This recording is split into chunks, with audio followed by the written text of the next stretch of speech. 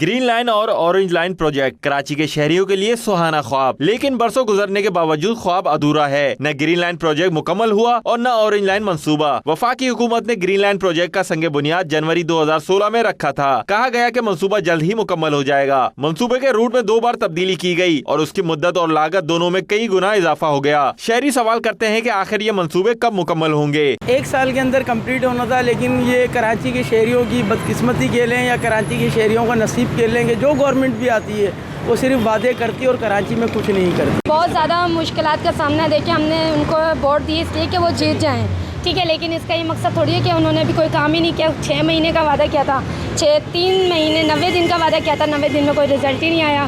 Orange line منصوبے کا بھی یہی حال ہے۔ سندھ حکومت نے یہ منصوبہ جون 2016 میں شروع کیا۔ روٹ بھی مختصر تھا، لیکن اپریل 2019 میں بھی یہ منصوبہ ادھورا ہے۔ اس پر لاگت بھی مقررہ لاگت سے کئی گنا بڑھ چکی ہے۔ سڑکوں کی بندش اور کھدائی کی وجہ سے شہریوں کو سفر کرنا اور بھی مشکل ہو گیا ہے۔ گورنمنٹ سے ریکویسٹ کرتے ہیں کہ اس کو بنائے۔ یہ نمائش وغیرہ یہ تمام جام رہتا ہے، صبح سے لے کر شام تک، رات تک، تمام بہت زیادہ پریشانی ہے بھائی۔ کراچی میں جو ٹریفک کے حالات وہ بدترین حالات ہیں۔ یہاں پر جو ہر جگہ کھڈے کھدے ہوئے، روڈ کھدے ہوئے، آپ ادھر نیپا کی طرف دیکھ لیں یا ادھر آگے پیچھے دیکھ لیں، یہاں پر جو ہے کوئی پوچھتے والا نہیں ہے۔ کراچی والے وفاق اور سندھ حکومت سے مطالبہ کرتے ہیں کہ دونوں منصوبوں کو جلد از جلد مکمل کیا جائے۔ ارسلان احمد، 92 نیوز، کراچی۔